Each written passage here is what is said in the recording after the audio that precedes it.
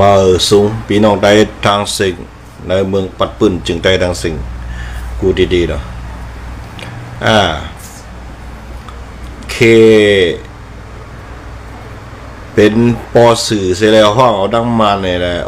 ดังมาในเทียนเนี่ยเดี๋ยวอุปนิคุณมิงแทงปอกกำ3 กำ 2 กำ 3นะภายในเดือนไหนกำในได้การเขาอุบเกากลางย่อมถอยหน่อยขี่เป็นขี่สั่งมาหรือว่าขี่สั่งมาได้ละเอียดจอมผมเห็นจอมขี่ก็นวดกำได้เมื่อว่ามีน้องหลายอะไรลาตีข่าวกว่าว่า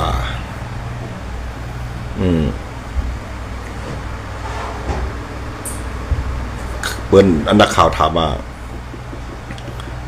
ตีเฮ็ดถือเนี่ยนะคือตั้งเลยอันในเมืองได้เท่าไหร่เนี่ยมันในเมืองอันเป็นปัญหาวันเมื่อไหร่เนี่ยมันในลาดว่า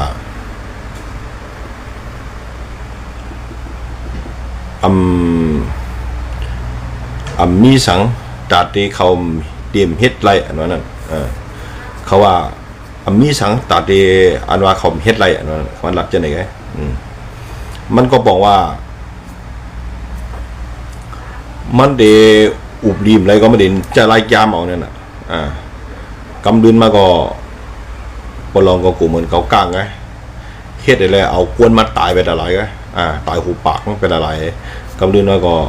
ทำไรสังเฮ็ดสังหลายมันไรสังในจุ่มลูกพื้นกูจุ่มนะในมือจึงใจเนี่ยเพราะว่าเค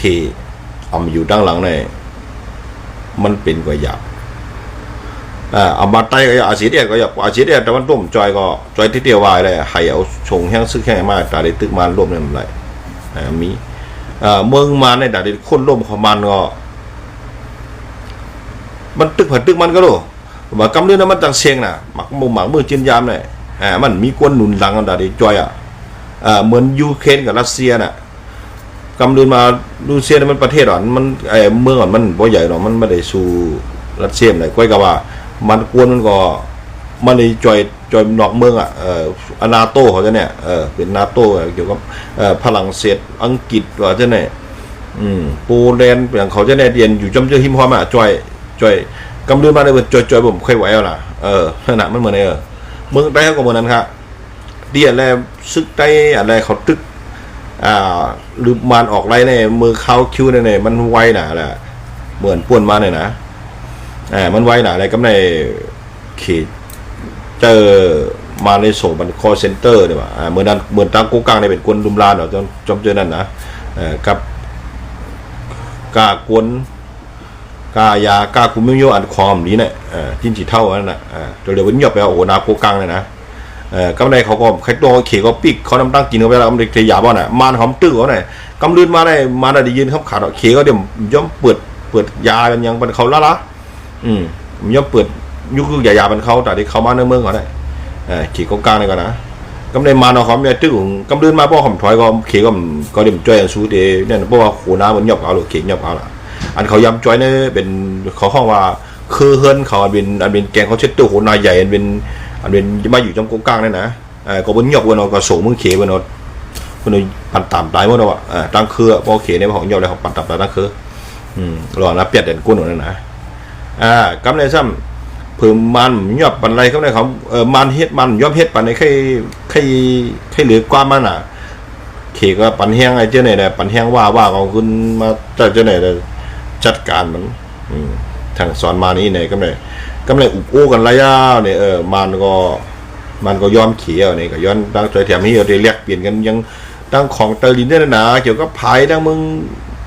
องใหญ่ไผ่น้ำโค้งดินเขาดีเฮ็ดนั่นน่ะที่อุบัติลองเจ้าไหนก็ลองกัดลองอย่างเจ้าไหนแท้ก็เอาขึ้นหลีกันขึ้นเอาเนี่ยพวกหลีขึ้นในเฮียอะไรเนี่ยอันตึกดูเนิน102เจี๊ยเจ้าก็กำเนิดมาก็ตัวเรือในพ่อเมียนกันเนาะเปิ้นเงียบเอาแค่หลอกกันขึ้นเอาเลยได้เปิ้นแค่อีให้ในจุ่มเขาแตกกันขึ้นก็เนี่ยเขาได้จัดการในเกากลางเนี่ยได้ถอยออกเวลาเซียวเนี่ยเนาะก็เนี่ยก็ได้กึศพลาดนั่นอันตื้อตัวนี้คืออันตึกสุกเสาก็มีอันตึกมันก็มีขางมี PDF จมลูกขึ้นอันเป็นหลอนจ้องตัวนี้เนาะทำแทง มีหลายอันหนังๆแล้วก็มีเทียนเอาเอครับนั่นน่ะตัวเดียวเนี่ยนะกำได้เขาได้อุบเทียนเอาเอดีคุณมิงว่าปอกกำ3มาอยู่เนี่ยกำได้เขาว่าอุบแทงกำได้มีหนองหลายอุบแทงกำได้เขาสั่งไว้ว่าเพราะว่าอุบกำได้อะไรก็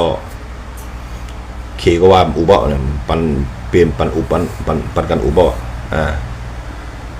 ใครเหี้ยก็เหี้ยอะอย่างเงี้ยเนี่ยเขาได้มีปลองเลยเขามีเขากลางแล้วเขาได้มีปลองก็กับปลองเด็ดเป็นถือได้มึงปลองในซ้ำมันมีทางหลังเนี่ยมันมี UWSA เป็นปีใหญ่ของมันถ่อม UWSA จุ่มเดียวไว้อันใจหมักกองจินยามจะเนี่ยนะเป็นปลองเหตุฉะนั้น SPP พัดตึกปลองโกเทียนเนี่ยอีนะเนี่ยกำเฮียก็เยอะเอาเจเวียงตายเอากวนหอตายเนี่ยก็บอกว่ามันมีปีใหญ่เขาอยู่ด้านหลังอะไรเขาโอ้คำพัดเฮ็ดปอนั้นคำสั่งมามันเฮ็ดอันมันหยอบปอมีกุนเมืองไต้เฮาเจ้าเนี่ยอันหยอบเอากว่าปอทุบๆเจ้าเนี่ยว่าสั่งละหลายเพราะว่ามันสั่งคำเฮ็ดแล้วคำพัดเฮ็ดเป็นคำว่าก็อันเป็นลูกอ่อนอันเป็นซึกอ่อนจะได้เป็นซึกหาเนี่ยแล้วก็ป่องเจอนะเขาได้ครับเฮ็ดเนี่ยตั้งเหนือมันสั่งมาเนี่ยตั้งเหนือสั่งมาว่าตั้งเหนือสั่งมาเนี่ยอันอุบเขาเลยวันเมื่อไหร่ก็มีอยู่ที่เอกันนะซึกใจมันตวงแล้วดูมันเป็นออยอยู่เนื้อปักจ้างอะไรเกี่ยวมันเลยว่าอะไรมันเหมือนไหนวันเหมือนไหนคือจื้อไงเทียนเนี่ยไอ้อย่างผีเนี่ยนะคำพอมบ้าหัวไตดอกไตตึกกันไตตึกกันเนาะพอตัวขอลึกเนี่ยสุดีฮันเอาไว้สุดีฮูดีฮันเอาพอตัวขอลึกอย่าว่าขาจังไอ้ผีนะขัดด้วยลายเฮ็ดเนี่ยมันเจอว่ามันจะได้เฮ็ดเขาขึ้นเยอะเลยบ้านเขาเฮ็ดเนี่ยคำมีเมืองหรอเมืองปัดปืนเนี่ยเป็นเจ้าเครือหรืออะไรขึ้นสมาขึ้นมักมันซึกเจ้าเก่าเจ้าเครือเจ้าเก่าเป็นผู้เขียนเนี่ยซ้ำแทงเด็กติ๋งกว่าคนเมืองฮอหรือคนเมืองเนี่ยอันยิบกองในที่เดียมันชึกได้มันหลวเกียรติเขมันคนเมืองมันหลวเฮกังมันเจ้าคือเขาหนังคือเปิ้นพวกเด็กมาเบกินหนังคือเดียวดีขึ้นใหญ่พวกปองนาการตางานบันเขา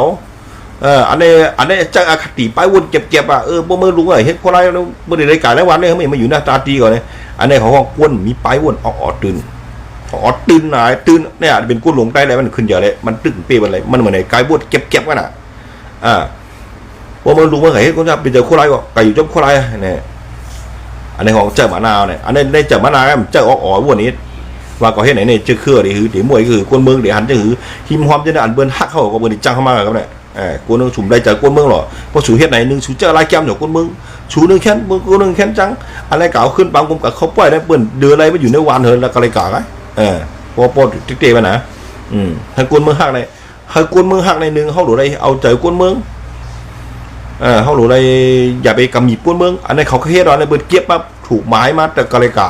มีเขาเคยเก่าเฮ็ดชึกพวกหมายมานาตีมากกว่าอันกาก็ไม่หมอยมี10ปุ่นปากว่าอันกาก็เหลียวกล้วยนะกำบันน่ะบ่มีอย่างเป็นกวนหลวงไว้เอากาแล้วล่ะคือบ่ได้มีจันมีอย่างไรเอากาเอาก็เป็นจ้อยเป็นเจ้าหามตัวอย่างนี้มีเส้นมีสายขึ้นมานั่นไว้อันเรื่องยอบกว่าอะไรถูกหมายมาในห้องปากไว้ก็บ่เจอแลเขามีตั้งพิษจังหรอกคนเมืองเนี่ยการเรียนชูกับเจอคนเมืองค่ายปลายเนี่ยมันเป็นล็อกไล่อันดีอันเงียบ